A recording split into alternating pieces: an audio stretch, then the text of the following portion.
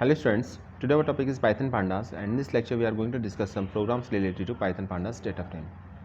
So students, in our last lecture we already discussed about pivot function, and in this lecture our main focus is to discuss about pivot underscore table function. So let's start.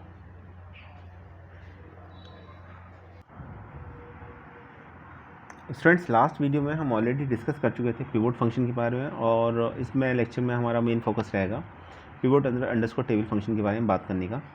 और ये programme number 16 है, programme number 15 तक हम already cover कर चुके हैं। तो पहले थोड़ा सा मैं आपको ओवरव्यू दे देता हूँ पिवोट के बारे में। तो इसका यूज़ कहाँ होता है? इसका यूज़ बेसिकली होता है कि अगर हमको डेटा को समराइज़ करना है तो हम पिवोट फंक्शन का यूज़ करते हैं। उसमें एक प्रॉब्लम ये थी कि डेटा समराइज़ करते समय पहले तो उसके बेनिफिट बता देते हैं। कॉलम्स को हम रोज़ में कन्वर्ट कर सकते हैं, कॉलम लेवल जो है आपका उसे आप इंडेक्स लेवल में कन्वर्ट कर सकते हैं यूजिंग पिवोट फंक्शन। और साथ ही साथ इसमें एक प्रॉब्लम ये थी कि इंडेक्स लेवल पर अगर वैल्यू पर्टिकुलर किसी कॉलम के लिए रिपीट हो रही है तो फिर वो एरर दिखाएगा। तो इसका सॉल्यूशन आता है पिवोट अंडरस्कोर टेबल में। तो पिवोट और पिवोट अंडरस्कोर टेबल में डिफरेंस यही है कि पिवोट अंडरस्कोर टेबल में आपकी मल्टीपल वैल्यूज़ अलाउ होती हैं इंडेक्स लेवल पर, जबकि पिवोट फंक्शन में अलाउ नहीं होती। तो क्या करना पड़ेगा? सबसे पहले आपको एक डेटा फ्रेम बनाना पड़ेगा। एक डेटा फ्रेम बना लेते हैं और देखते हैं पिवोट अंडरस्कोर टेबल फंक्शन कैसे काम करता है। सेकंड डिफरेंस ये था कि पिवोट अंडरस्कोर टेबल के साथ एग्रीगेट फंक्शन काम करता है हमेशा। मल्टीपल वैल्यूज़ के लिए एग्रीगेट मल्टीपल वैल्यूज़ अगर आ रही हैं तो उसमें एग्रीगेट फंक्शन के थ्रू वो रिप्रेजेंट की जाती हैं कि क्या हम सम कर रहे हैं, काउंट कर रहे हैं, मीन निकाल रहे हैं, क्या आप जो भी एक एग्रीगेट फंक्शन को अप्लाई करके कैलकुलेशन कर सकते हैं। तो सबसे पहले क्या करना होगा? सबसे पहले आपको काम ये करना होगा कि एक डेटा फ्रेम क्रिएट करना होगा। तो डेटा फ्रेम के लिए आपको पांडास लाइब्रेरी को इंपोर्ट करना होगा, इसलिए पहले ही लिखा हुआ इंपोर्ट पांडास एज पीडी। समझते रहिएगा, फिर बाद में आपको समझ में आएगा। स्टार्टिंग में अगर समझ में नहीं आया तो बाद में भी समझ में नहीं आएगा। नमपाई लाइब्रेरी को भी इंपोर्ट कर लिया, ज़रूरत पड़ेगी इसकी आगे। फिर हमको एक डेटा फ्रेम क्रिएट करना है। डेटा फ्रेम का नेम ले लिया हमने D. D is the name of the data frame, ठीक है। D is the name of the dictionary. एक डेटा फ्रेम तो हम बाद में क्रिएट करेंगे, डेटा फ्रेम डिक्शनरी की हेल्प से क्रिएट करेंगे। तो पहले हम एक डिक्शनरी क्रिएट कर लेते हैं। फिर डिक्शनरी जब क्रिएट हो जाएगी तो उसको as a parameter value pass करेंगे डेटा फ्रेम फंक्शन में, तो हमारा डेटा फ्रेम भी क्रिएट हो जाएगा। डिक्शनरी का ही ज़्यादातर यूज़ करते हैं हम डेटा फ्रेम क्रिएट करने के लिए, आपको भी पता होगा। अभी तक हमने मोस्ट ऑफ द टाइम हम डिक्शनरी की हेल्प से ही डेटा फ्रेम हमने क्रिएट किया है। इस बार भी हम ऐसा ही करने जा रहे हैं, तो कुछ अलग नहीं है। तो क्या होगा ये कि आपने एक डिक्शनरी ली, डिक्शनरी का नेम लिया डी, और हमने कर्ली ब्रैकेट्स के अंदर हमने मेंशन कर दिया। अब हमारे पास कीज़ हैं और वैल्यूज़ हैं। तो कीज़ को हम लिखेंगे, जैसे हमने लिखा नेम एक की है।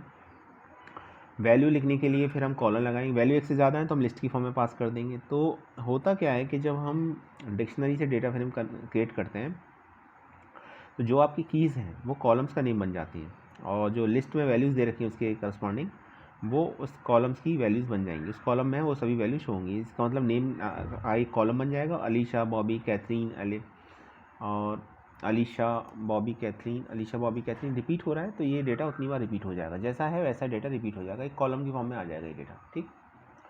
अब डेटा रिपीट हो रहा है, याद रखिएगा। यहाँ पर आगे देखते हैं। फिर हमने एग्ज़ाम ले लिया, एक एग्ज़ाम की ले ली, और फिर कॉलन करके हमने वैल्यू दी लिस्ट की फॉर्म में, फिर से वैल्यू पास कर दी। इस बार वैल्यूज़ हैं सेमेस्टर वन, फिर सेमेस्टर टू, इस तरीके से वैल्यू दे रखी है। बेसिकली सेमेस्टर वन और सेमेस्टर टू ही रिपीट की गई है, वैल्यू रिपीटेड है, तो उससे कोई प्रॉब्लम नहीं है। फिर हमने एक की ले ली सब्जेक्ट, और डिफरेंट सब्जेक्ट्स लिख दिए। सब्जेक्ट मैथ साइंस ही है हमारे पास, तो रिपीट हो रहे हैं सब्जेक्ट्स, तो एक कॉलम सब्जेक्ट का बन जाएगा। जब हम डेटा फ्रेम में कन्वर्ट कर लेंगे तब की बात बता रहा हूँ। अभी तो फिलहाल हम एक डिक्शनरी क्रिएट कर रहे हैं, और डिक्शनरी में जो हम देते हैं तो हम की वैल्यू का कॉम्बिनेशन देते हैं, कॉलम से सेपरेट करते हैं की वैल्यू को कॉम्बिनेशन को, एक एलिमेंट बोल सकते हैं, फिर हम कॉमा का साइन लगा के सेकंड एलिमेंट को लिखते हैं। तो इस तरीके से लिखा हुआ है। तो यहाँ पर हम एक डिक्शनरी बना रहे हैं। आगे देखते हैं। देखिए भाई, सब्जेक्ट आ गया आपका मैथमेटिक्स,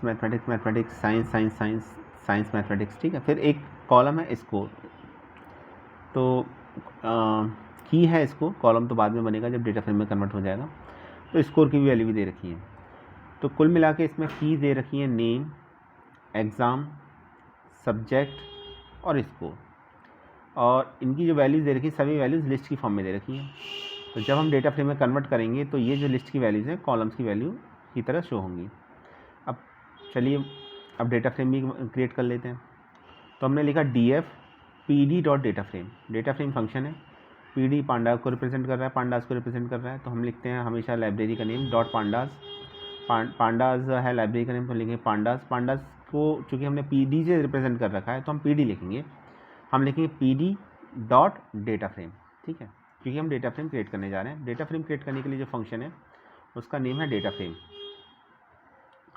इसके बाद क्या करेंगे, इसके बाद डिक्शनरी को as a parameter value pass कर देंगे, हमने कर भी दिया डी को।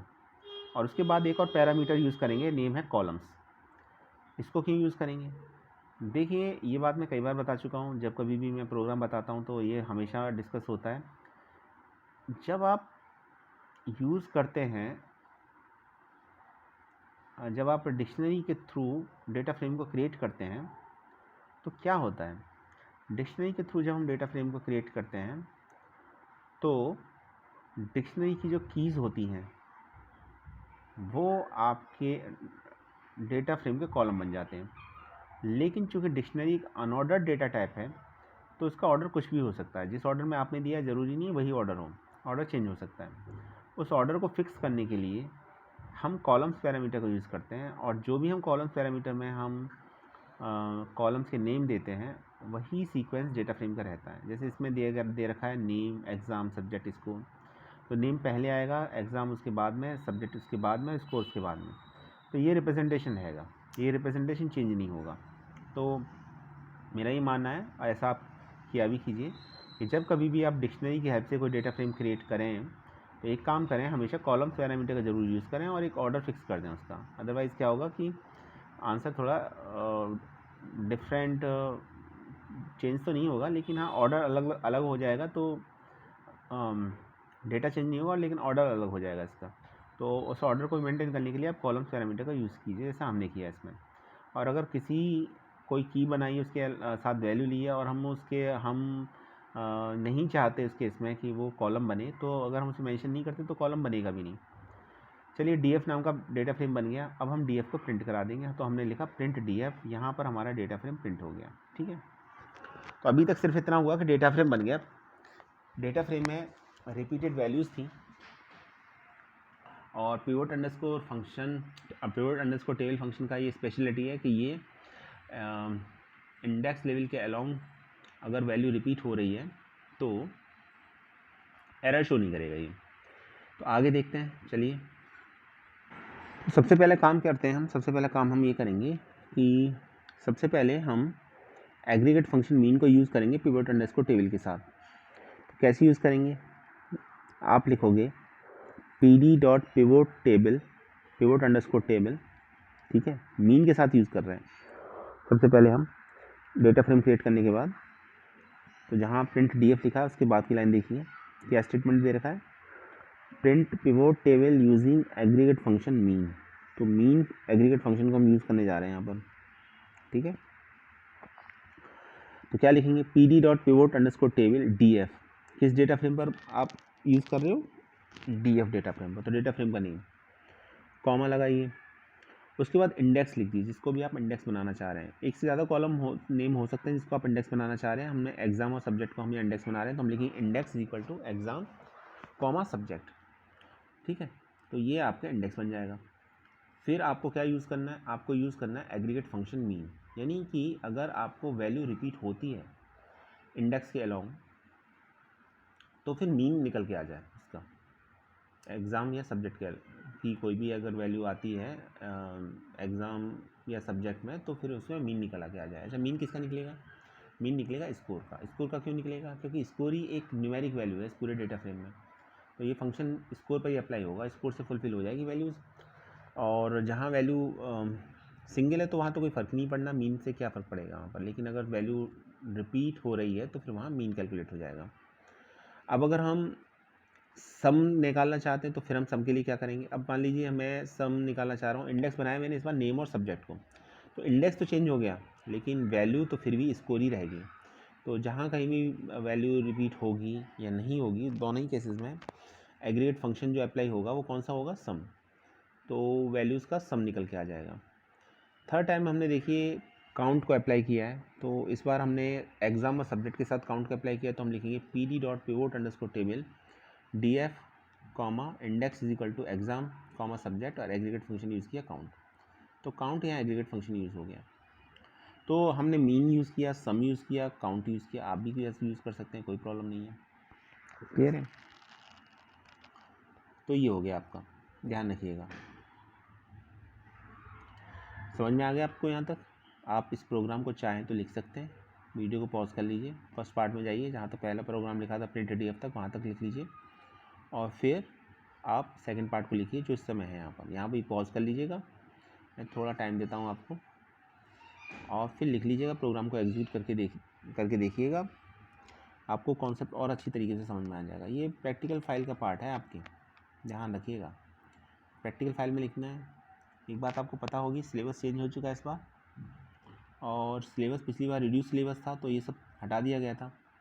Pivot underscore table deleted portion था, लेकिन इस बार अगर आप सिलेबस देखेंगे CBSE academic.nic.in पर जाएंगे तो वहाँ आपको मिल जाएगा कंप्लीट सिलेबस इसका। तो ये सब अभी डिलीटेड पोर्शन में नहीं है, ठीक है। लास्ट ईयर से सिलेबस चेंज हो चुका है, तो लास्ट ईयर के सिलेबस के अकॉर्डिंग जाएंगे तो ये डिलीटेड पोर्शन था, लेकिन इस साल ये डिलीटेड नहीं है। अभी जो भी कुछ मैंने पढ़ाया अभी तक कुछ भी आपका डिलीटेड पोर्शन में नहीं है। स्टैंडर्ड डेविएशन भी इस बार इंट्रोड्यूस कर दिया गया है, आपका वेरिएंस भी आ चुका है, पिवोट भी आ चुका है, पिवोट अंडरस्कोर टेबल भी है, ठीक है। तो ये सब आपके सिलेबस का पार्ट है। तो जब प्रोग्राम चलिए अब प्रोग्राम को एग्जीक्यूट करते हैं, देखते हैं आउटपुट क्या आएगा।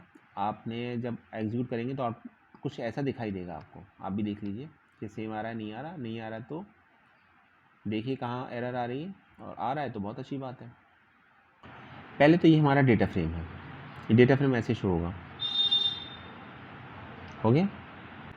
फिर जब आप एग्रीगेट फंक्शन मीन लगाएंगे तो क्या आएगा, देखिए एग्जाम सब्जेक्ट को हमने इंडेक्स बनाया था, तो एग्जाम सब्जेक्ट इंडेक्स की फॉर्म में इस तरीके से दिखाई देंगे। एग्ज़ाम की वैल्यू भी इंडेक्स की फॉर्म में आएगी और सब्जेक्ट की भी।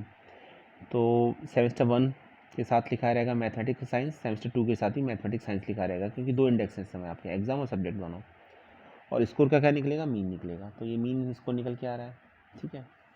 फिर जब हम सम के लिए करेंगे तो कैसा आएगा आउटपुट, वो भी देख लीजिए। ये सम के लिए था, नेम आएगा, नेम के साथ सब्जेक्ट आएगा, ठीक है। तो नेम जितने भी नेम थे, एक से ज़्यादा नेम थे, लेकिन यहाँ मैं 3 ही दिखा दे रहा हूँ आपको। नेम थे अलीशा, बॉबी, कैथरीन, और सब्जेक्ट 2 थे आपके पास मैथमेटिक्स साइंस। तो अलीशा के साथ मैथमेटिक्स साइंस आएगा, फिर बॉबी के साथ मैथमेटिक्स साइंस आएगा, फिर कैथरीन के साथ मैथमेटिक्स साइंस आएगा, और इसका जो भी स्कोर है सम है वो आपको दिखाई देगा, जैसे यहाँ दिखाई दे रहा है आपका। फिर देखिए काउंट के लिए देख लीजिए, काउंट के साथ हमने इंडेक्स लिया था एग्ज़ाम और सब्जेक्ट, तो एग्ज़ाम आएगा, फिर आपका सब्जेक्ट आएगा सेमेस्टर 1 और सेमेस्टर 2।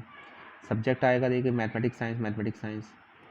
और काउंट किस किस को कर रहा है, नेम और स्कोर को, 2 कॉलम को काउंट करेगा। तो नेम की वैल्यू काउंट करके 3 दे दी, स्कोर की वैल्यू भी काउंट करके दे दी 3, ठीक है। तो ये काउंट करके दे देगा आपको इस तरीके से। ये प्रोग्राम था हमारा, प्रोग्राम कंप्लीट हो चुका है। अब एक नेक्स्ट टॉपिक की तरफ बढ़ते हैं।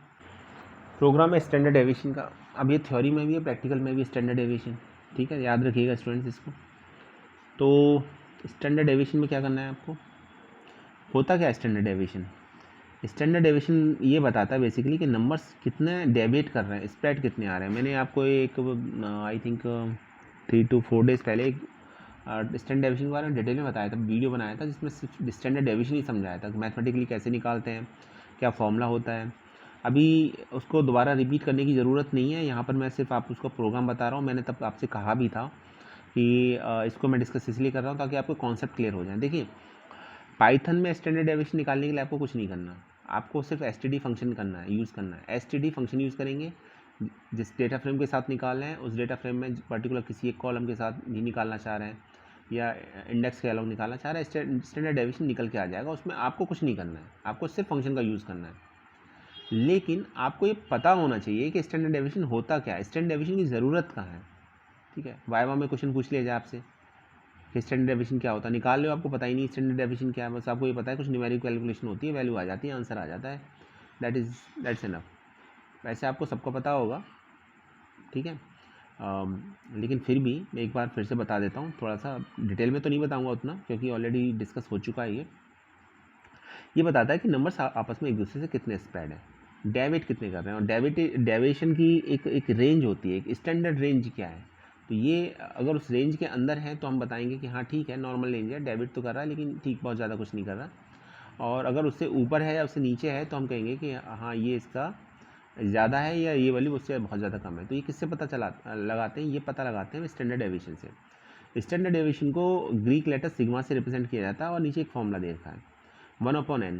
n का मतलब है टोटल नंबर ऑफ एलिमेंट्स जितने भी हैं, फिर सिग्मा करेंगे i = 1 से लेकर n तक, तो यहाँ वैल्यू ऐड करेंगे। और पहले हम जितनी भी वैल्यूज़ हैं उनका मीन निकाल लेंगे, मीन को रिप्रेजेंट करेंगे म्यू से, और सभी वैल्यूज़ में से मीन को सब्ट्रैक्ट करेंगे और उनका स्क्वायर करेंगे, फिर उनको ऐड करेंगे। ये तो सिग्मा का मतलब है। और जो भी आंसर आएगा उसे n से डिवाइड करेंगे और फिर उसका अंडर रूट ले लेंगे। तो ये बना फॉर्मूला सिग्मा = √1/n, ठीक है। और फिर सिग्मा अंदर देखिए i = 1 to लेके n, और फिर i(xi - μ होल स्क्वायर। तो ये इस तरीके से इक्वेशन है, इसको रिप्रेजेंट किया जा रहा है स्टैंडर्ड डेविएशन को। और वेरिएंस क्या होता है, वेरिएंस स्टैंडर्ड डेविएशन का स्क्वायर होता है, या हम कह सकते हैं कि अगर हम अंडर रूट लें वेरिएंस का तो हम स्टैंडर्ड डेविएशन निकाल सकते हैं, ठीक है। तो दोनों में से एक भी पता है आपको, वेरिएंस पता है, स्टैंडर्ड डेविएशन पता है, तो आप आसानी से दूसरा वैल्यू को कैलकुलेट कर सकते हैं।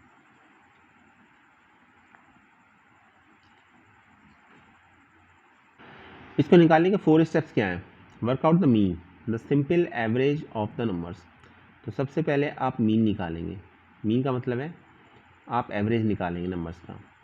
Then for each number subtract the mean and square the result. तो सभी नंबर्स में से मीन को सब्ट्रैक्ट करेंगे, मीन में से सब्ट्रैक्ट कर लीजिए, उससे कोई फ़र्क नहीं पड़ने वाला, क्योंकि फाइनली आप स्क्वायर ही करने जा रहे हो, ठीक है। स्क्वायर करोगे तो पॉजिटिव ही आएगा, नेगेटिव रहेगा ही नहीं आपका आंसर। तो मीन निकालेंगे पहले, मीन निकालने के बाद आप सब्ट्रैक्ट करेंगे डिफरेंट वैल्यूज़ को, और वैल्यूज़ को सब्ट्रैक्ट करने के बाद फिर स्क्वायर करेंगे। Then third point, then work out the mean of those square differences. अब जो स्क्वायर डिफरेंसेस हैं उनका मीन लेंगे, तो मीन लेने के लिए पहले ऐड करना पड़ेगा, डिवाइड बाई n करना पड़ेगा, n का मतलब टोटल नंबर ऑफ वैल्यूज़। और last fourth step, take the square root of that and we are done. और फिर उसका स्क्वायर रूट ले लेना है स्क्वायर डिफरेंसेस का। तो स्क्वायर डिफरेंसेस निकालने के बाद एक बार आप स्क्वायर रूट ले लोगे तो फिर आपका स्टैंडर्ड डेविएशन आ जाएगा। एक एग्जाम्पल के थ्रू समझ लेते हैं, फिर प्रोग्राम पे चलते हैं। थोड़ा सा ये सब नहीं लिखना प्रैक्टिकल फाइल में, आपको ये मैं समझाने के लिए बता रहा हूँ आपको, ठीक है। ये देखिए, अभी स्टैंडर्ड डेविएशन निकालना है, वैल्यूज़ दे रखी हैं डिफरेंट, ये वैल्यूज़ दे रखी हैं। तो सबसे पहले मीन निकालोगे, सभी वैल्यूज़ को ऐड कर लीजिए, divide by number of values. Number of values अगर आप देखेंगे टोटल वैल्यूज़ हैं इसके अंदर 20, तो सम करने के बाद आंसर आता है 140। वैल्यूज़ हैं 20, तो 140 को डिवाइड करेंगे 20 से, आंसर आता है 7 हो जाएगा मीन। मीन को रिप्रेजेंट करेंगे म्यू से। मीन निकल गया आपका, क्लियर हो गया, फर्स्ट स्टेप हो गया आपका। अब सेकंड स्टेप, इसके बाद सेकंड स्टेप में आप क्या करेंगे, जितनी भी वैल्यूज़ हैं उन सभी वैल्यूज़ में से हम मीन को सब्ट्रैक्ट करेंगे और स्क्वायर करते जाएंगे सबका। जैसे हमारी वैल्यूज़ थी, मान लीजिए एक्स की 9, 2, 5, 4, 12, 7, ठीक है। और मीन कितना निकल के आया था, 7 निकल के आया था हमारा। तो 9 में से 7 को सब्ट्रैक्ट करेंगे, 2 में से 7 को सब्ट्रैक्ट करेंगे, फिर 5 में से 7 को सब्ट्रैक्ट करेंगे, 4 में से 7 को सब्ट्रैक्ट करेंगे, 12 में से 7 को सब्ट्रैक्ट करेंगे, 7 में से 7 को सब्ट्रैक्ट करेंगे। सब्ट्रैक्ट तो करेंगे ही करेंगे, जो रिजल्ट निकल के आएगा सब्ट्रैक्ट करने के बाद उसका स्क्वायर करेंगे, ठीक है। तो subtract the mean and square the result, mean को सब्ट्रैक्ट करेंगे, रिजल्ट का स्क्वायर करेंगे। लास्ट वाली लाइन को पढ़िए। So it says for each value subtract the mean and square the result. Mean को सब्ट्रैक्ट कीजिए, रिजल्ट का स्क्वायर कर लीजिए, ठीक है। कैसे करेंगे ज़रा वो भी देख लें कुछ इस तरीके से। ये देखिए 9 - 7 होल स्क्वायर कितना हो गया, 2 स्क्वायर मीन्स 4। तो 2 - 7, 7 क्या मीन है, वैल्यू 9, 2, 5, 4 ये सब वैल्यूज़ हैं। तो एक एक वैल्यू को सभी में से मीन को सब्ट्रैक्ट करके इसको स्क्वायर करते जाना है। तो 9 - 7 का होल स्क्वायर हो जाएगा 2 का स्क्वायर मीन 4, फिर 2 - 7 का होल स्क्वायर इट मीन्स -5 का होल स्क्वायर इट मीन्स 25, फिर 5 - 7 का होल स्क्वायर इक्वल टू -2 का होल स्क्वायर इक्वल टू 4, 4 - 7 का होल स्क्वायर इक्वल टू -3 का होल स्क्वायर इक्वल टू 9, 12 - 7 का होल स्क्वायर इक्वल टू 5 का स्क्वायर इक्वल टू 25, 7 - 7 का whole square equal to 0 का square equal to 0, 8 minus 7 का whole square equal to 1 का square equal to 1। तो ये सब वैल्यूज़ आ गई आपकी, ठीक है, क्लियर हो गया। अब ये वैल्यू मिलकर इनका क्या करना है, अब आपको ये करना है then work out the mean of those square differences. अब जो स्क्वायर डिफरेंसेस निकला है आपका, जो वैल्यूज़ मिली हैं, आपको उनका मीन लेना है। आपको मीन लेने के लिए क्या करना पड़ेगा, सभी को ऐड करना पड़ेगा, डिवाइड बाई n करना पड़ेगा, तो वो मीन आ जाएगा आपका, ठीक है। ये रिप्रेजेंटेशन दे रखा है तो इसमें आपको समझ में आता है तो ठीक है, नहीं तो मैं तो यहाँ पर सिर्फ आपको मैथमेटिकली बता रहा हूँ कि किस तरीके से निकाला जा सकता है। देखिए जितने भी डिफरेंसेस आए थे उन सभी को ऐड कर लेंगे। ऐड करने के बाद कितना आ रहा है, 178। स्क्वायर डिफरेंसेस जितने कैलकुलेट किए थे आपने उन सभी को ऐड कर लीजिए। मीन निकालना है ना आपको, तो ऐड करने के बाद टोटल नंबर ऑफ वैल्यू से डिवाइड करेंगे तभी तो मीन आएगा। पहले तो ऐड करना पड़ेगा, तो ऐड किया तो ऐड करने के बाद कितना आ रहा है, 4 + 25 + 4 + 9 + 25 कितना आ गया, ये 178 आ गया। और 178 किससे डिवाइड करेंगे, total number of values. Total number of values कितनी है, 20, तो 20 से डिवाइड कर दीजिए उसको।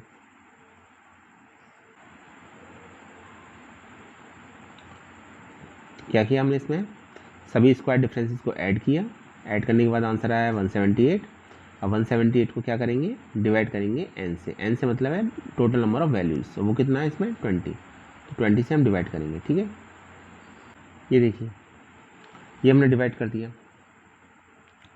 कितना आ रहा है 178 डिवाइड बाई 20 कितना आएगा 8.9। तो ये 8.9 का निकला, क्वेश्चन ये है 8.9 निकला वेरिएंस। और वेरिएंस के बारे में मैंने क्या बताया था आपको, वेरिएंस होता है इसका जो स्टैंडर्ड डेविएशन का, आपका स्टैंडर्ड डेविएशन होता है आपका वेरिएंस का स्क्वायर रूट। तो हम वेरिएंस को कैसे लिखेंगे, सिग्मा स्क्वायर करके लिखेंगे। तो सिग्मा स्क्वायर की वैल्यू आ गई, हमें निकालना है सिग्मा, तो सिग्मा स्क्वायर आ गया तो सिग्मा तो निकाल ही लेंगे स्क्वायर रूट कैलकुलेट करके। तो सिग्मा स्क्वायर की वैल्यू कितनी आ गई 8.9, और सिग्मा स्क्वायर से क्या मतलब है वेरिएंस, तो वेरिएंस निकल के आ गया आपका 8.9। अब वेरिएंस आ गया तो फिर हमें स्क्वायर रूट निकाल के स्टैंडर्ड डेविएशन निकाल ही सकते हैं। देखिए ये देखिए sigma is equal to under root 8.9, तो ये कितना आंसर आ गया 2.983। तो 2.983 आ गया आपका आंसर। 2.983 आ जाएगा क्या आपका, 2.983 आ जाएगा आपका स्टैंडर्ड डेविएशन, क्योंकि सिग्मा क्या था, सिग्मा था आपका स्टैंडर्ड डेविएशन, और हमने क्या निकाला था सिग्मा स्क्वायर। सिग्मा स्क्वायर क्या था, वेरिएंस। तो वेरिएंस से स्टैंडर्ड डेविएशन कैसे निकलेगा, अगर हम अंडर रूट ले लेते हैं तो इसका, तो इस केस में 2.983 आ रहा है आपका स्टैंडर्ड डेविएशन, ठीक है। तो ये स्टैंडर्ड डेविएशन है, इतने तक डेविट हो रही है वैल्यू तो ठीक है, कोई दिक्कत नहीं है, लेकिन इससे ज़्यादा हो रही है तो ये बता देगा कि हाँ ये एक्स्ट्रा लार्ज है, एक्स्ट्रा स्मॉल है। तो ये तो स्टैंडर्ड डेविएशन का कॉन्सेप्ट हो गया। चलिए एक प्रोग्राम बना लेते हैं, प्रोग्राम के लिए बताने के लिए ये हमने बताया था आपको। अब प्रोग्राम देखते हैं क्या है। प्रोग्राम से पहले आपको ये समझना होगा आप इसे इम्प्लीमेंट कैसे करोगे पाइथन में। तो वेरिएंस निकालने के लिए फंक्शन होता है VAR, स्टैंडर्ड डेविएशन निकालने के लिए फंक्शन होता है STD। इसमें आपको कुछ करने की ज़रूरत नहीं, मैथमेटिकली कैलकुलेशन मैथमेटिक्स आपको अप्लाई करने की ज़रूरत नहीं है। यहाँ पर इस स्टैंडर्ड डेविएशन और वेरिएंस निकालने के लिए फंक्शन दे रखे हैं, आपको सिर्फ फंक्शन को पढ़ना है, समझना है, अप्लाई करना है, ठीक है। बाकी आपको स्टैंडर्ड डेविएशन वेरिएंस निकल के आपको मिल जाएगा। क्लियर हो गया। तो स्टैंडर्ड डेविएशन के लिए फंक्शन है STD, वेरिएंस के लिए फंक्शन है VAR, ठीक है। चलिए एक प्रोग्राम देख लेते हैं और समझ लेते हैं वहाँ पर। ये देखिए calculate standard deviation and variance, तो हमें स्टैंडर्ड डेविएशन निकालना है और वेरिएंस को निकालना है। तो क्या करोगे हम, क्या करेंगे हम इसमें, तो हम इसमें अंदर ये करेंगे import pandas as PD, import numpy as NP। देखिए स्टैंडर्ड डेविएशन और वेरिएंस निकालने के लिए डेटा फ्रेम की ज़रूरत नहीं है, एक लिस्ट भी है, उसमें भी आप स्टैंडर्ड डेविएशन वेरिएंस निकालना चाहते हो निकाल सकते हो। तो पहले मैं आपको ये बता रहा हूँ कि लिस्ट का अगर दे रखा है आपको पर्टिकुलर लिस्ट का ही निकालना है तो कैसे निकालोगे। तो मैंने एक लिस्ट ले ली D1 और इसमें वैल्यूज़ ले ली 1 9 5 6 8 7। स्टैंडर्ड डेविएशन निकालना है तो मैं लिखूँगा np.std। ये जो स्टैंडर्ड डेविएशन फंक्शन है ना, ये आपका नंपाई का है, तो नंपाई को हमने इंपोर्ट कर लिया है और नंपाई को रीनेम कर दिया NP से। तो हम लिखेंगे np.std और ब्रैकेट के अंदर वैल्यू पास कर देंगे लिस्ट की, जिसका हमें स्टैंडर्ड डेविएशन निकालना है। D1 का निकालना है तो D1 पास कर दिया, D1 का स्टैंडर्ड डेविएशन निकल आएगा। अगर वैल्यू नेगेटिव है तो भी आपको परेशान होने की ज़रूरत नहीं है, आपको तो कुछ करना ही नहीं है, आपको तो पता है कि बस स्टैंडर्ड डेविएशन फंक्शन है, उसका सिंटैक्स है np.std और फिर हम लिस्ट की वैल्यू पास कर देंगे, स्टैंडर्ड डेविएशन कैलकुलेट हो जाएगा। वैल्यू नेगेटिव है, वैल्यू पॉजिटिव है, डजेंट मैटर, उससे कोई फ़र्क नहीं पड़ता, स्टैंडर्ड डेविएशन निकल के आ जाएगा आपका। तो फिर भी मैंने कहा कि चलिए एक और लिस्ट लेते हैं, इस बार वैल्यू नेगेटिव लेते हैं। नेगेटिव वैल्यू के साथ लिया 4 -11 -5 16 5 7 9, तो इसका भी स्टैंडर्ड डेविएशन निकल जाएगा आपका। क्लियर है? तो ये मैंने सिर्फ ये बताने के लिए कि आप लिस्ट की फॉर्म में स्टैंडर्ड डेविएशन निकाल सकते हैं और साथ साथ आप नेगेटिव वैल्यू का भी निकाल सकते हैं। ठीक है, स्टैंडर्ड डेविएशन निकालना तो वेरिएंस भी निकाल लेंगे। वेरिएंस कैसे निकालेंगे? वेरिएंस के लिए सेम है, बस एसटीडी की जगह VAR लिख दीजिएगा, वेरिएंस निकल जाएगा आपका। ठीक है, अब डेटा फ्रेम की बात करते हैं, क्योंकि डेटा फ्रेम को रीड कर स्टडी कर रहे हैं हम, तो डेटा फ्रेम का भी स्टैंडर्ड डेविएशन निकालना होगा हमको। तो पहले एक डेटा फ्रेम बना लेते हैं पहले, और बनाने के बाद फिर उसका भी स्टैंडर्ड डेविएशन और वेरिएंस निकाल लेंगे हम। तो पहले एक डेटा फ्रेम क्रिएट कर लेते हैं। डेटा फ्रेम क्रिएट करने से पहले एक डिक्शनरी क्रिएट करना ज़रूरी है। ठीक है, तो एक डिक्शनरी डी नेम से क्रिएट कर ली हमने।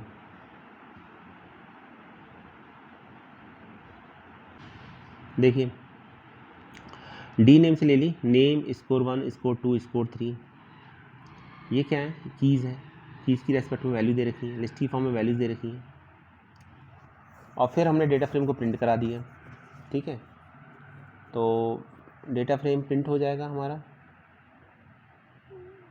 डेटा फ्रेम प्रिंट करने के लिए हमको क्या काम करना पड़ेगा? I think something is missing. Okay, yes, program में हमने डिक्शनरी को तो क्रिएट किया है, डेटा फ्रेम को क्रिएट नहीं किया है, तो डेटा फ्रेम वाला स्टेटमेंट मिसिंग है। तो जहाँ आपने डिक्शनरी क्रिएट किया है वहाँ लिख दीजिएगा df = pd.dataFrame और ब्रैकेट के अंदर d, नहीं लिखा हुआ है एक्चुअली, पहले डेटा फ्रेम इज करके लिखा हुआ, फिर लिखा हुआ df = pd.dataFrame d। ठीक है, डेटा फ्रेम प्रिंट हो जाएगा। तो डेटा फ्रेम बनाया, डेटा फ्रेम प्रिंट हो गया आपका। डेटा फ्रेम प्रिंट जो होगा तो डिक्शनरी की जो कीज़ होंगी वो कीज़ जो होंगी वो कॉलम के नेम बन जाएंगे। तो कॉलम के नेम कौन कौन से हो जाएंगे? Name, score 1, score 2, score 3। फिर क्या काम करेंगे? अब जिस पर्पज़ के लिए हमने प्रोग्राम बनाया था वो क्या था? स्टैंडर्ड डेविएशन निकालने के लिए। तो स्टैंडर्ड डेविएशन कैसे निकालेंगे? पहले एक वेरिएबल का नेम ले लीजिए, हमने ले लिया std1, तो हम लिखेंगे std1 df.std। सवाल यहाँ पर ये है कि स्टैंडर्ड डेविएशन किसका निकलेगा? कॉलम के अलॉन्ग निकलेगा, रो के अलॉन्ग निकलेगा, एक्सिस 0 के अलॉन्ग निकलेगा, एक्सिस 1 के अलॉन्ग निकलेगा? किस कॉलम का निकलेगा, किस रो का निकलेगा? तो देखिए बाय डिफ़ॉल्ट जो एक्सिस होती है ना 0 होती है। तो अगर आप पैरामीटर वैल्यू एक्सिस = 0 पास करते हैं तो जितने भी रो के अलॉन्ग जितनी भी रोज हैं सभी का आपका स्टैंडर्ड डेविएशन निकल जाएगा। और कॉलम के अलॉन्ग निकालना चाह रहे हैं तो आप एक्सिस 1 लिख दीजिए। ठीक है, तो एक्सिस 0 का मतलब अलॉन्ग रोज और एक्सिस 1 का मतलब अलॉन्ग कॉलम्स। ठीक है, तो ये आपके ऊपर डिपेंड करता है। फंक्शन तो सिंपल है, डेटा फ्रेम डॉट std। आगे देखते हैं।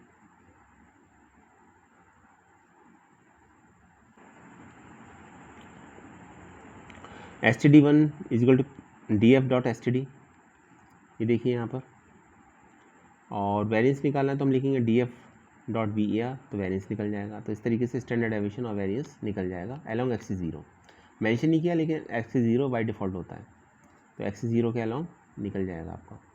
आगे देखिए, रो के अलॉन्ग निकालना चाह रहे हैं तो एक्सिस 1 लिख दीजिए। तो std3 लिखा है मैंने, जैसे std3 = df.std एक्सिस = 1, तो एक्सिस 1 के अलॉन्ग निकल जाएगा। इसी तरीके से वेरिएंस एक्सिस 1 के अलॉन्ग निकालना चाह रहे हैं तो लिख दीजिए vr3 = df.var एक्सिस = 1। ठीक है, तो वेरिएंस निकल जाएगा। अब इसका आंसर निकल के आ जाएगा।